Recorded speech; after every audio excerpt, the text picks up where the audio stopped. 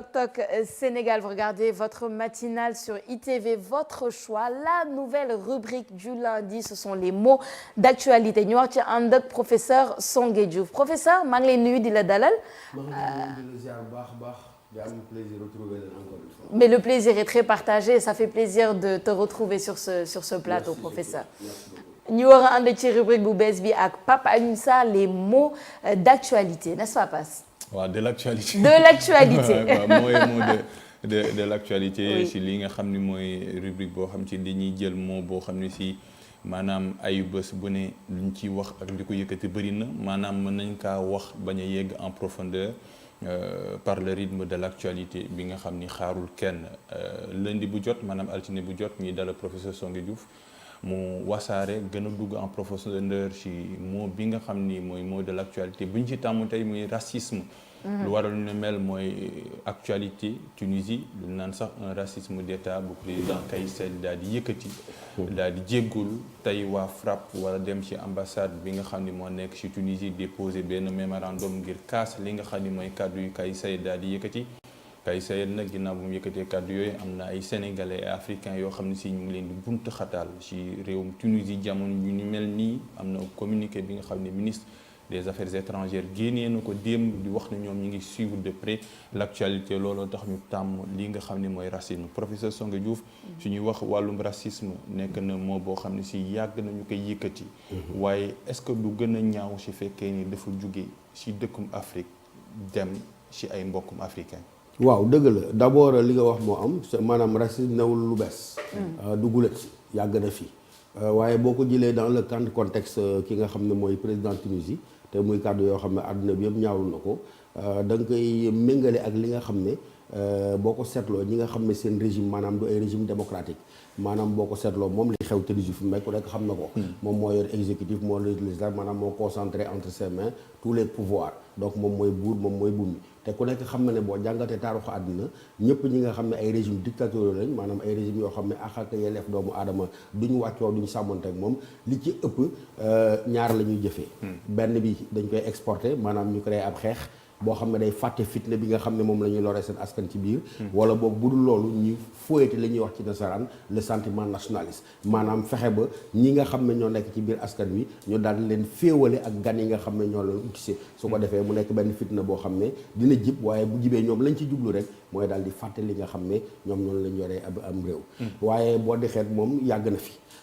boo remonté dans toute l'histoire de l'humanité fi àdduna jaar yëpp da nga ko fi gis boo demee ca Grèce antique ya même ab philosophe boo xam ne Aristote la xam nga ko moom daan na bokk ak ñi nga xam ne ñoom la meññaloon ca Grèce antique di woone ne wax dëgg yàlla képp koo xam ne newoo ci culture grecque képp koo xam ne bokkoo wala cosaanoo askanoo foofu xam nga kàllaama bi ñu leen tuddee on les appelait les barbares. barbares mooy ñi nga xam ne amuñ civilisation amuñ culture loolu law na ba yegsi na ci ay système d'état boo fekkee da nga def ci taarixu doomu aadama ba léegi boo demee ca Hitler nazisme am xam nga mu ngi reposé woon ci boo di xeet parce que mu ngi reposé woon sur la prétendue supériorité de la race aryenne. fii en Afrique boo ñëwee Afrique du Sud apartheid également mu ngi wéeru woon ci li nga xam ne borom der bu ñuul mënul am ak yelleef boo xam ne dina méngale ak ki nga xam ne mooy borom der bu weex. bref waaye bu fekkee ne da ngaa ñëw ci wàllu xam-xam ci wàllu bind ki nga xam ne moom moo ko njëkk a bind théoriser ko ak tubaab la ab français la. mu nekk lu xaw a doy waar ndaxte France ku nekk xam na ne moom la ñuy bàkkee réewu droit de l'homme moom la ñuy bàkkee réewu ak yelleefu doomu adama moom mooy ki nga xam ne mooy Arthur de Gobineau. moom moo bind en 1853 ab téere boo xam ne mu ngi ko tuddalee la essai sur les inégalités des races. di wane ne àdduna bi ñetti xeet moom moo fi am benn bi mooy der bu weex bi nee na ñoom ñoo aajoo lépp luy taar lépp luy culture lépp luy civilisation beneen bi moom mooy der bu ñuul bi nee na ñooñu xëy na doole yaram lañ am waaye seen xel dafa xaw a lompoñ beneen bi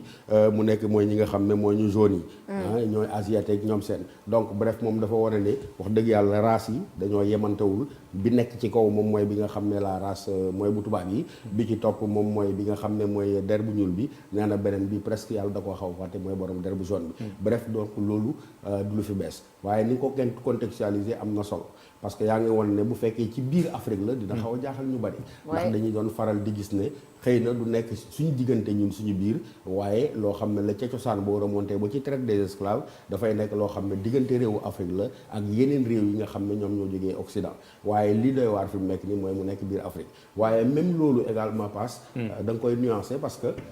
boo ko seetloo ñoom seen africanité ça n'a jamais été une africanité réellement assumée. C'est ça. C'est vrai que historiquement boo jëlee kaw Tunisie am na koo xam ne mooy le premier président ngeen xam ko bu baax.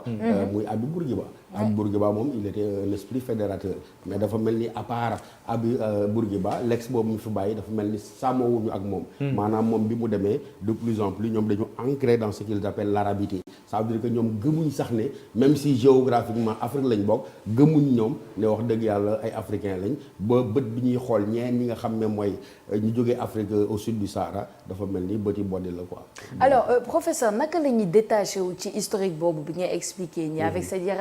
hiérarchisation des races qui existe un peu partout à travers le monde te moment yu mel nii par exemple discours Kais Saied ça nous rappelle que ñu ngi ci loolu ba tey ñu ngi am les retombées de ça ba léegi peut-être des fois duñ ko gis comme ça wala duñ ko xalaat torop mais ce sont des choses que les gens vivent fi mu ne nii immigrants yi fële ci Tunisie partout ce sont des choses qu'ils vivent au quotidien ñu koy fàtte mais ça nous rappelle un peu la réalité en fait de nos démons on peut dire naka la ñuy defee pour détacher wu ci réalité boobu bi nga xamante ni c'est des fois difficile de l'avoir en face surtout fii en Afrique. waaw pour ñu détaché wu ci dina xaw a jafe nag. c'est vrai que am nay avancées yoo xam ne ku nekk d'accord na ci c'est des avancées significatives boo gisee sax même président tunisien bi commencé na arrière di ko rëccu ak yu demee noonu. mais loo xam ne dina jafe ñu dindi ko parce que dafa ni ma la ko waree ci historique bi dafa xaw a sax ci doomu aadama bu may wut ay linéaments philosophiques damay dem ci ku ñuy waxee gën moom mooy wane ni en fait en réalité nit. seen rapport seen relation ay rapport de conflit la ak ñaari doomi aadama bu jàkkaarloo li nga xam ne mooy yëg-yëg yi ku ci nekk ci ñoom moo di une volonté de domination donc il dit que au fond les rapports entre individus sont placés sous le signe d'un duel de conscience donc la volonté toujours d'affirmer sa supériorité bu fekkee nag nit ki bu fekkee dañu valider thèse u Hegel boobu cette thèse sont laquelle au fond de tout être il y a cette volonté de domination et que dans les rapports entre individus c'est toujours une volonté d'affirmer la supériorité de sa conscience sur celle des autres loolu dafay dem ba sur le plan comportemental mu jur li nga xam ne mooy boddi xeet ñu koy tuddee racisme ça veut dire que quelque part racisme foofu lay juddoo moo tax ma lay won ni pour nga éradiquer complètement dina jafe parce que il y aura toujours des gens pour penser que il y a quelque chose qui font que ils sont au-dessus des autres tant que sentiment boobu mu ngi mel nañ ko mooñaale ak doomu aadama dina jafe mu dañ fi waaye bu fekkee benn solution comme solution nga wax laa gis mooy ñun ñëpp suñu conscience africaine bi mu nekk une conscience boo xam ne dafa gën a am dëgër laay te déjà bu fekkee da ngaa dem sur le plan scientifique Cheikh Anta Diop réglé na ko parce que Cheikh Anta Diop wone na de manière scientifique de littérature que en réalité la notion de race même n'existe pas parce que Cheikh Anta li mu jàngale mooy c'était que la couleur de la peau résulte d'un effort d'acclimatation simplement donc der bi mooy adapté wu au climat moo tax fii muy weex mélanine bi développé wu fee muy ñuul et cetera mais qu'en réalité Cheikh Anta il dit la notion de race en tant que tel n'est pas opératoire donc bu ñu fondé woo ci ñooñu nga xam ne c'est les véritables chantres du panafricanisme tel que Cheikh Anta Diop dinañ am ay bases non seulement scientifiques mais également des bases culturelles qui montrent que ce qui nous lie moom moo ëpp li nga xam ne moom moo ñuy diviser parce que Cheikh Anta yemul ci affirmer li ma wax léegi nii mais wane na ay occurrences sur le plan linguistique ay occurrences sur le plan culturel ci bindam yëpp pour wane ni bu fekkee da ngay remonter du Nil nga ñëw ba ñun ci suñu zone yi ñu dëkk c'est la même parenté linguistique c'est la même parenté culturelle c'est la même parenté ethnique donc ça veut dire que bu mu waree une solution mooy que ñu réapproprier wu cette même histoire là cette conscience historique que nous partageons bu ko defee xëy na boddi bi dina xaw a wàññeeku mais xam nga loolu liggéey bu au plan intellectuel la et au plan des idées boo xam ne du yomb. mën nañu wax sax ni idéal na dans l'histoire professeur Songa Diop am na xeet boo xam ne si bokk na ñu gën a sonn wala ñu gën a sonn si li nga xam ne mooy moom racisme mooy ñu yor der bu ñuul. lan moo ko mën a signifier. waaw xam nga déjà ñuul. Dans l'inconscient collectif de l'humanité lu ñuul dañ koy souvent opposé ak lu weex lu weex mooy symbole de pureté lu weex moom mooy maanaam taar gi mooy li nga xam ne sell na yem na alors que lu ñuul mooy li gàkkal bañ nga ko bu dëj bu fekkee da ngaa dem dans l'église bu dëj amee da ngay gis ñaay ñu takkal leen ab morceau bu ñuul donc le noir symbolise le deuil le noir symbolise bref loo xam ne daal méngoowul ak lu weex tàll li nga xam ne moom lañ dëkkee taar kon nag mooy tax dans toute l'histoire de l'humanité boo ko seetloo der bu ñuul dafa mën a souffrir dafa yàgg a souffrir parce que en réalité nit ñi dañoo yàgg a jàpp ne deru nit warul ñuul mais dafa war a nekk lu weex maanaam le fait que sa der ñuul ab gàkk-gàkk la maanaam bu fekkee perfection am na ci li yàlla defar newul ci lu ñuul mais ci li nga xam ne da ko defar mu weex tàll la donc yaakaar naa loolu moo nekk dans l'inconscient collectif de l'humanité mën nga ko utal une base religieuse mën nga ko utal une base philosophique mais la constante c'est ça, c'est que au noir dañ ci adjoindre des sentiments dépréciatifs alors que tout ce qui est blanc c'est des synonymes de bonté, de civilité, de pureté, de culture. Est-ce que waruñoo am benn entreprise de déconstruction parce que conséquence lii yëpp mooy le complexe d'infériorité ñu ngi koy gis nañ jamono ji wàllum xeesal gën na amaat doole ci télé yi sax dem nañu sax ba di ko fësal dem nañu sax ba ñu koy def di ko gën a fësal est-ce que loolu nekkul les stigmates est-ce que déconstruction bi day jaar ci changer waxin bi maanaam lu naan le jour noir li nga xam ne mooy la couleur noire te Cheikh Anta Diop yaa ngi ko doon wax léegi xëy na ci def lu bëri nan lañ mën a soppi mots yi parce que les mots également peuvent changer le monde. nan lañ mën a soppi mots yi maanaam nan la ñuy waxee jëmale ko ci ñuul ba complexe d'infériorité boobu noonu mu wàññi. waaw complexe d'infériorité bi de lenn rek mooy li ma junj léegi mooy xam-xam la xam-xam dong moo ko ci mën a dindi leneen mënu ko ciy dindi parce que ki jàng ki xam ne solo na par exemple li ma wax li Cheikh Anta Diop wax moo la ne Sofia mi derem su ñuulee këlee deram weex newul loo xam ne mbind la newul loo xam ne noonu nga juddoo waaye der bi bu fekkee dafa nekk foo xam ne naaj wi dafa tàng yaram mi naturellement mooy développé loo xam ne forcément pour mu adapté wu foofu pour mu ñuul donc ki nga xam ne jàng na xam na loolu moom du am problème boobu parce que dina gis clairement que différence bi ñuy wax en réalité amut parce que c'est la même organisation biologique et génétique c'est les mêmes aptitudes la yàlla defee mais que encore une fois kii nga xam ne deram dafa weex bu fekkee ci naaj wu tàng jir la mënu faa dund il faut que mu adapté wu moom moo tax à son environnement waaw donc ki nga xam ne donc jàng na xam na loolu moom dina débarrassé wu de tout complexe mais également benn aspect bi au-delà de l'aspect scientifique pour nga dindi ko parce que dama ne il faut nga jàngaat encore l'histoire c'est-à-dire que ñu xam ne ñun en réalité dara séparé wuñu parce que Cheikh Anta encore une fois damay dellu ci moom laa xaw a jàngati tuuti moom laa gën a miin dafa lay won ni làkk yi ñuy làkk yëpp muy pël muy joolaa muy séeréer muy et cetera peuple africain yi nee na bu phénomène de migration bu commencé la ci Nil donc Nil lañ jógee jaar Gold Coast mu ñu ko doon Ghana actuel daal di traversé bu émamaillé toute l'Afrique donc à partir du moment où ñun ñëpp ci benn couche boobu lañ jógee Cheikh Anta jàngal ne également li gën a njëkk a feeñ ci àdduna négroïde la maanaam lu ñuul moom mooy njëkk a feeñ mais wax dëgg yàlla njàng moom mooy tax parce que déjà même maa ngi doon wax religion mais dans la religion wax nañ la ko pourquoi Bilal il était un noir ku nekk xam na ko Bilal était un noir et gën di mbindeef Rasulullah sallallahu alayhi wa sallam yàgg naa wone ni par l'exemple de Bilal que en fait la différence entre les hommes elle n'a rien à voir avec la couleur de la peau mu ngi doon wax ci arabe yi boobu déjà naari ne attention seen der wutalewu leen seen ngëm yàlla rek moo leen di wutale mais malheureusement ba léegi mu ngi persister pourquoi muy persister parce que encore une fois ce complexe de supériorité là qui habite l'homme cette volonté d'écraser l'autre qui habite consubstantiellement l'homme moom mooy tax racisme gën a jafe waaye njàng rek nga ko mën a def yokk xam-xam wasaare ko nit ñi xam ne en réalité li leen wuutale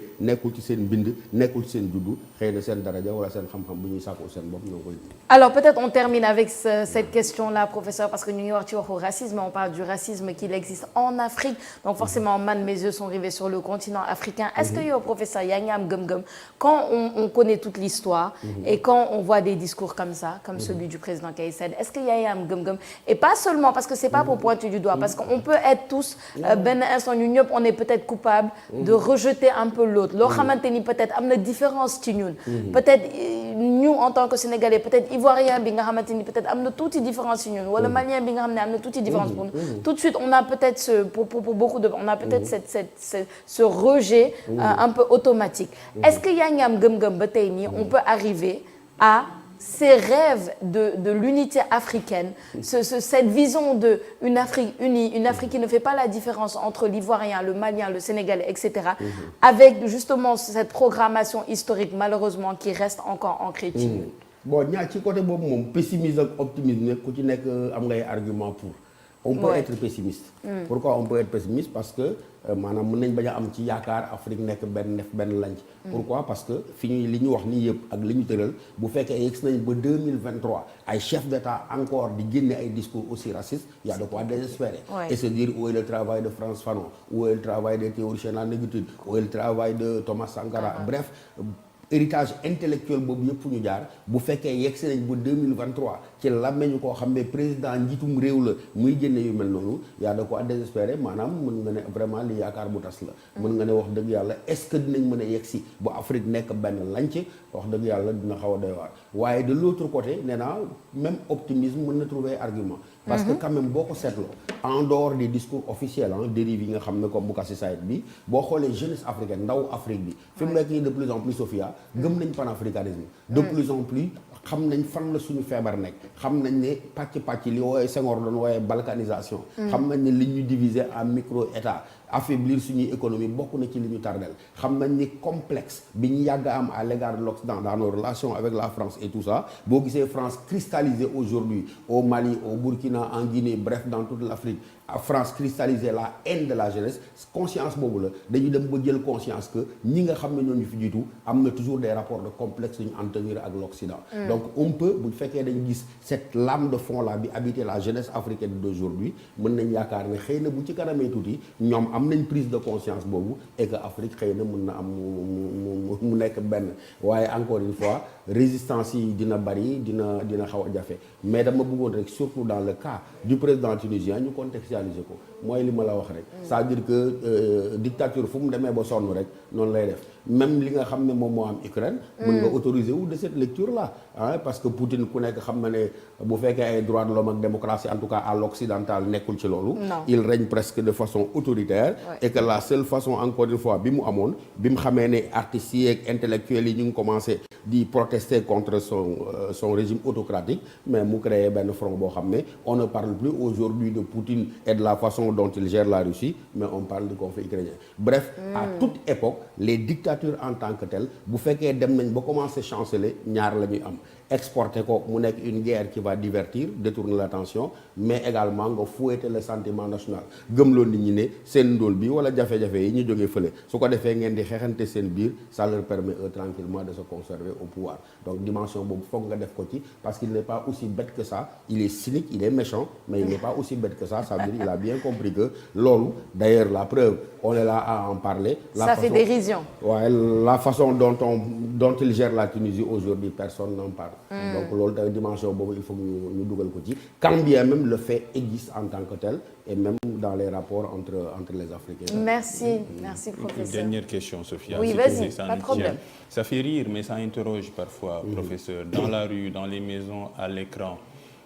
lu tax nit ku ñuul dem ba gën a bëgg nit ku xees wala nit bu weex que nit ku ñuul ba nit ku ñuul boobu dem bay bot di boppam ngir nekk lu xees. waaw parce que dafa màgg dañ koy yar ci xeeb boppam mu paas xam nga bu ñu lay yaree ci xeeb sa bopp doo mos a nawloo sa bopp parce que yar la ci mooy tout dans l'histoire fi nga jaar ak nit ñi ni ñuy jëfee mooy au plan politique say gouvernants et cetera